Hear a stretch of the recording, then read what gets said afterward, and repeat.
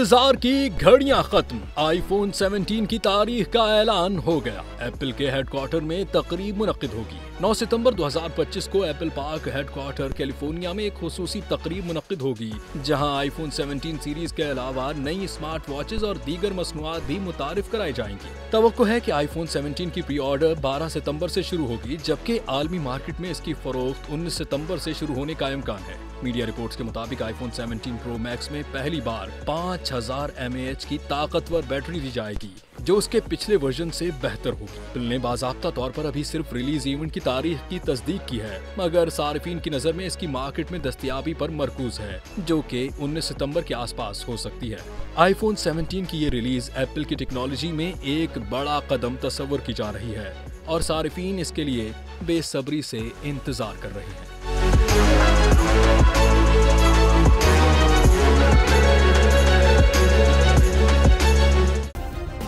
Subscribe करें और bell दबाएं ताकि कोई खबर रह न जाए।